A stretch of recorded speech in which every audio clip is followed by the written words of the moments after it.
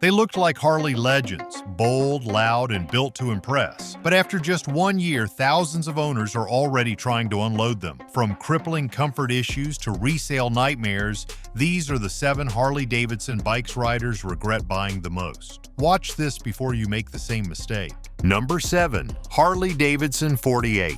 It looks like a custom-built bruiser, but underneath all that swagger lies one of Harley-Davidson's most polarizing motorcycles for long-term riders. The 48 has always been about making a statement.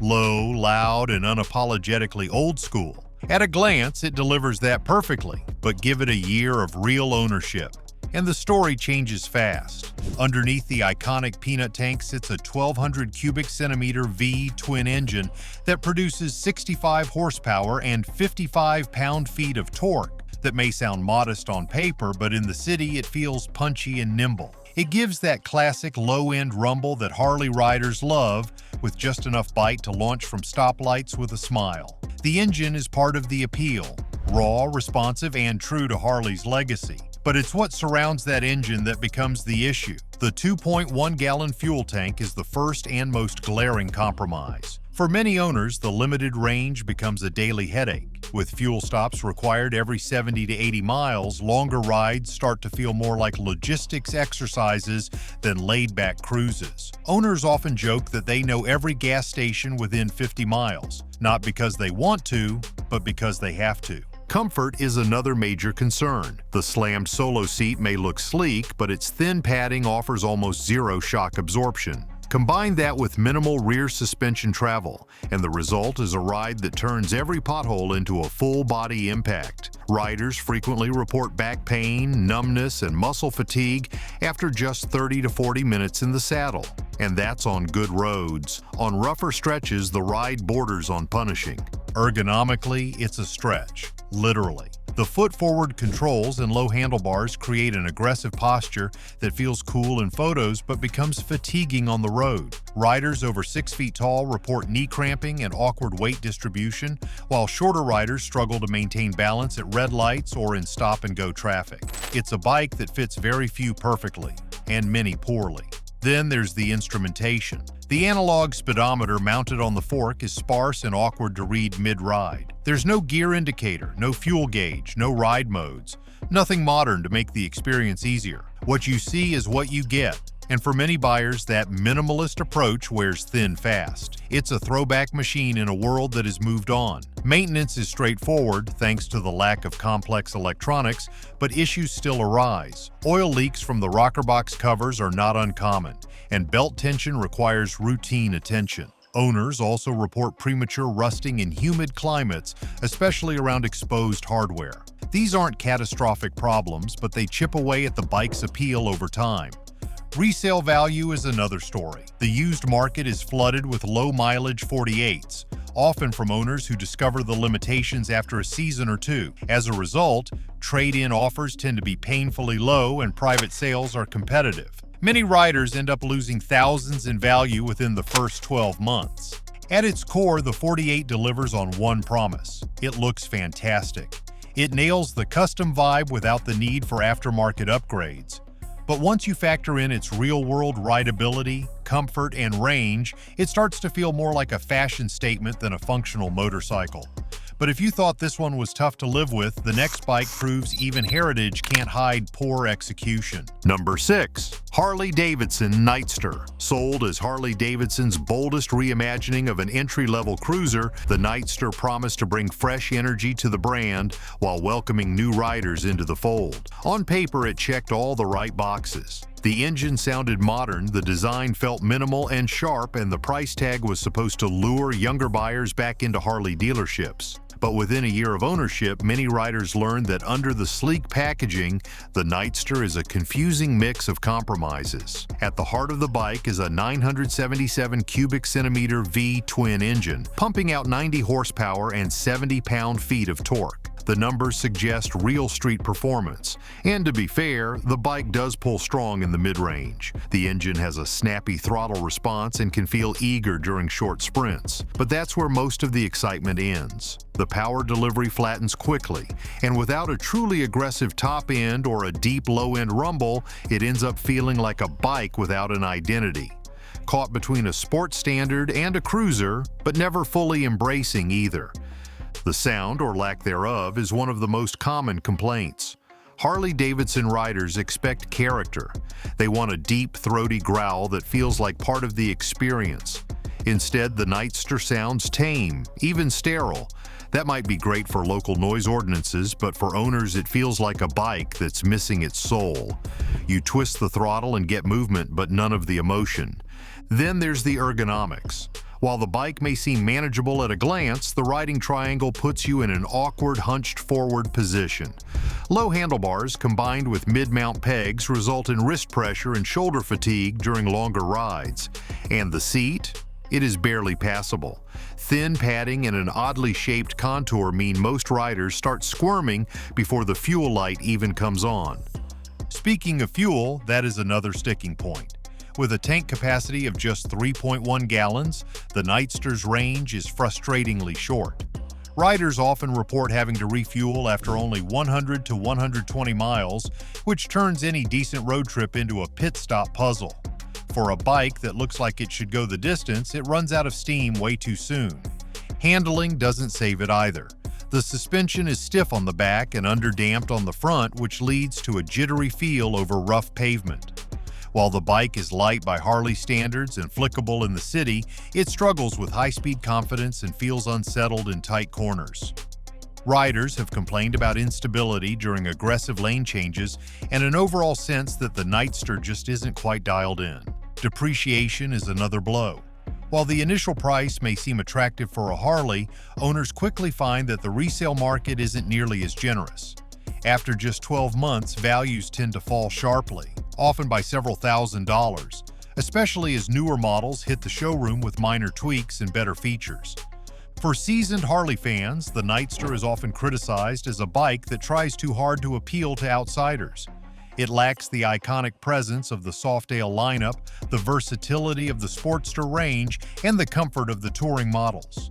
It feels like a placeholder in Harley's catalog, just enough to draw attention but not enough to keep it. And speaking of letdowns, the next one on the list came in with high-tech promises and delivered high-stress headaches. If you've ever owned a Harley or dreamed of one, hit like, tap subscribe, and stick around. This isn't the fan club, it's the truth. Ride or regret. Number 5. Harley-Davidson Sportster S. It was marketed as a bold reinvention of the Sportster legacy. Sleek lines, radical performance, and a futuristic silhouette that screamed rebellion. The Sportster S wasn't just another update, it was a complete overhaul. It came equipped with a new Revolution Max engine, flaunted aggressive styling, and promised to be Harley's ticket into the next generation of cruisers. But talk to many of the riders who bought in early, and a very different story starts to emerge. One filled with frustration, regrets, and unexpected issues that reveal just how premature this launch may have been. Powering the Sportster S is the 1175 cubic centimeter Revolution Max VEO twin engine, a liquid-cooled powerhouse that produces 121 horsepower and 94 pound-feet of torque on paper. These numbers put it miles ahead of many Harley models, and on the road it definitely delivers torque-heavy acceleration and a thrilling ride when everything works as intended. That's where the excitement begins to wear off. Owners quickly discovered that the ride quality doesn't match the performance potential. The rear monoshock suspension setup is stiff, brutally so. Every pothole, crack, or bump in the pavement gets transmitted straight through the seat and into the rider's spine. On short trips, it feels harsh. On longer rides, it becomes unbearable. Many riders report sore backs, bruised tailbones, and general fatigue after just an hour or two in the saddle. The bike may look built for performance, but it rides like a rigid frame chopper from a past era. Not what most expected from a premium next-gen cruiser. Reliability concerns start cropping up fast. The number one issue reported by owners? Oil leaks. Numerous riders have documented problems stemming from cylinder head casting flaws, resulting in persistent drips that require either warranty work or, in some cases, full gasket replacements. Combine this with an electrical system that many say feels unfinished,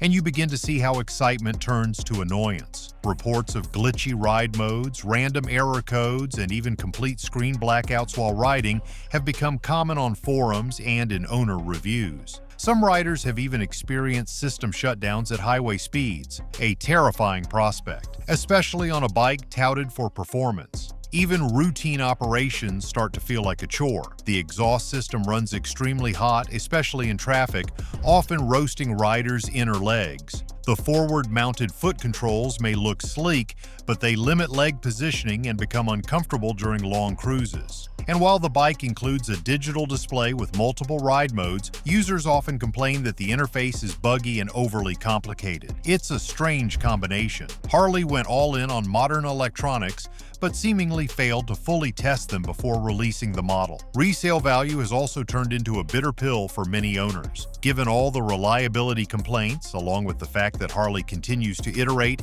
and improve the platform, early adopters have found their Sportster S models rapidly depreciating. Many who try to trade in or sell privately discover that buyers are hesitant, citing known issues and the reputation the bike has built during its short time on the market. Now, if you think discomfort is bad, the next model brings wallet pain too, with resale nightmares Harley won't talk about. Number 4. Harley-Davidson Road Glide. It was supposed to be Harley-Davidson's ultimate long-haul machine, big, bold, and built to eat up highway miles like nothing else. But for many recent buyers, the Road Glide quickly became less of a touring dream and more of a real-world frustration. What starts out as an exciting investment in freedom too often turns into a burdensome ride that owners quietly try to offload after just one season. At its core, the Road Glide is powered by an 1,868 cubic centimeter Milwaukee 8 engine that produces 93 horsepower and 123 pound-feet of torque. That's serious muscle for open road riding. The throttle response is smooth and the power band is broad enough to carry riders comfortably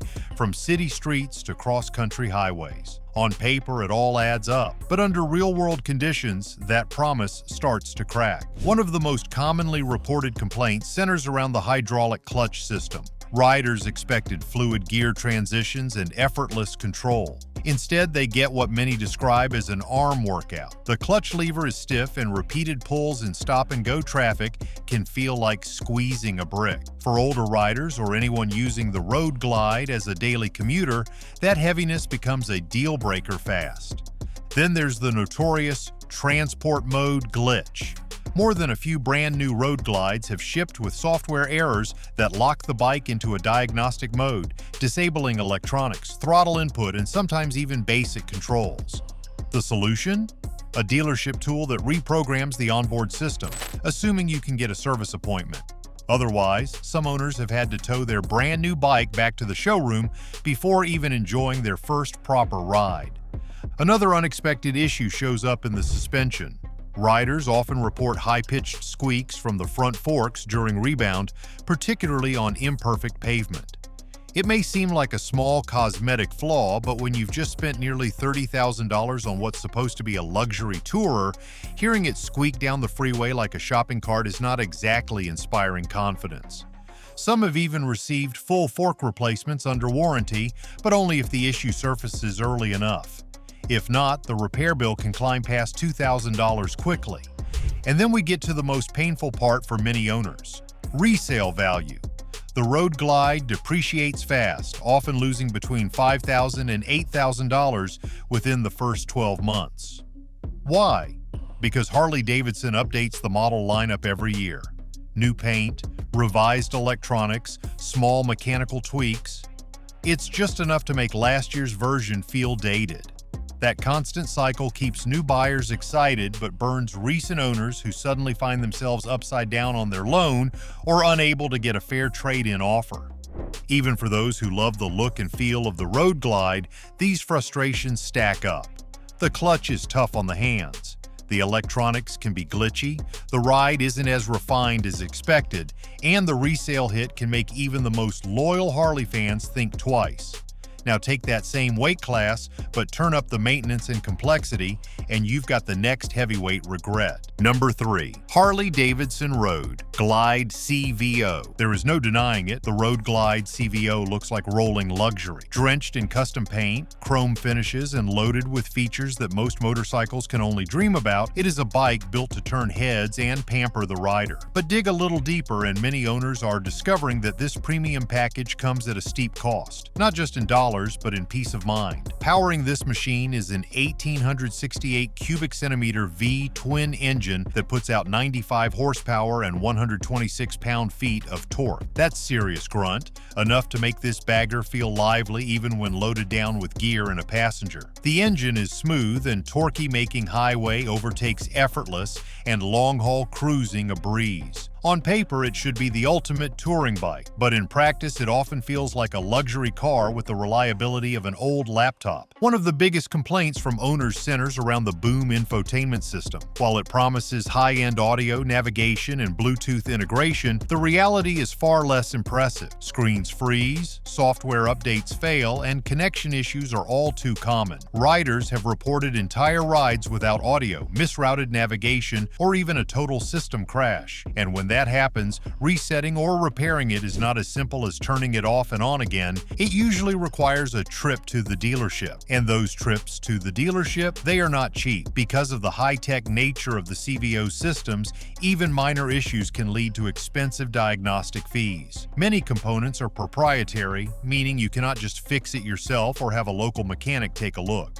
Everything funnels back to Harley's service network, and that means delays, high costs, and often frustration when parts are back-ordered or unavailable. The Road Glide CVO also tips the scales at over 900 pounds wet, making it a challenging machine to manage at low speeds. Riders new to touring bikes often underestimate just how much effort it takes to maneuver this bike in tight spaces or uneven parking lots. Drop it once, and cosmetic damage can cost thousands to repair, especially with those custom paint jobs and chrome accents. Another issue that continues to haunt owners is the complexity of the electronics. From keyless ignition that sometimes refuses to read the fob, to security systems that lock the bike out entirely, the technology often feels more like a liability than an asset. Many seasoned riders who are used to simpler Harley models are finding that the CVO demands more patience than they bargained for. And of course, there's the maintenance. Oil changes, brake flushes, and even basic inspections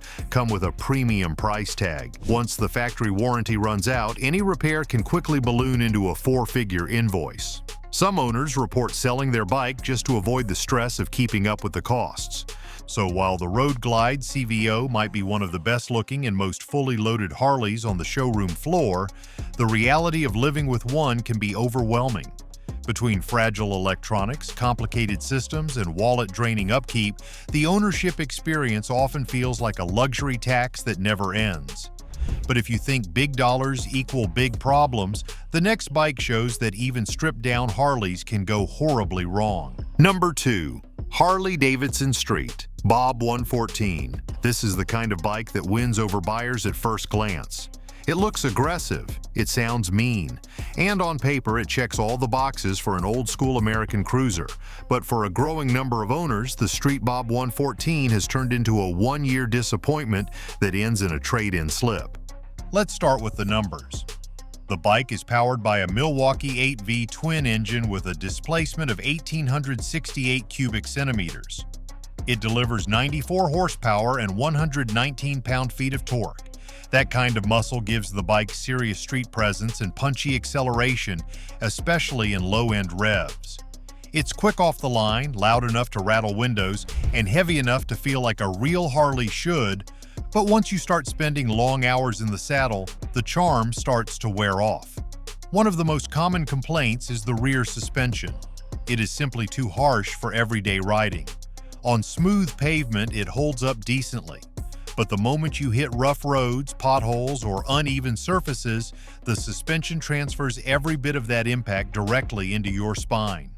For older riders especially, it becomes a deal breaker.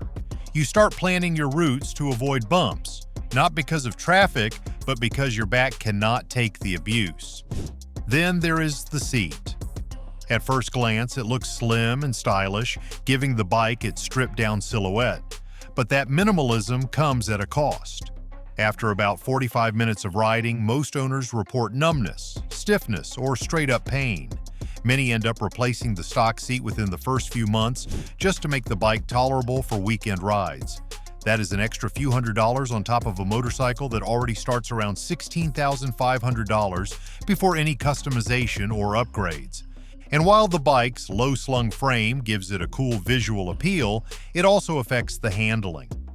The Street Bob 114 is not a nimble cruiser. It feels heavy in the corners and unbalanced in tight spaces. At low speeds, especially in parking lots or during U-turns, it can feel awkward and top-heavy. The front end doesn't inspire confidence, and despite the decent power, the bike never quite feels planted unless you're going in a straight line. Riders who bought this model for its stripped-back, no-frills design are often surprised by how much they end up missing the frills. Things like cruise control, better ride modes, adjustable suspension, none of those are present here. And while that's part of the charm for some, others find themselves regretting the lack of versatility after just one season of real-world use. So what's the verdict? The Street Bob 114 is a bike that looks better than it lives. If your riding habits are short, straight, and infrequent, you may never notice the issues.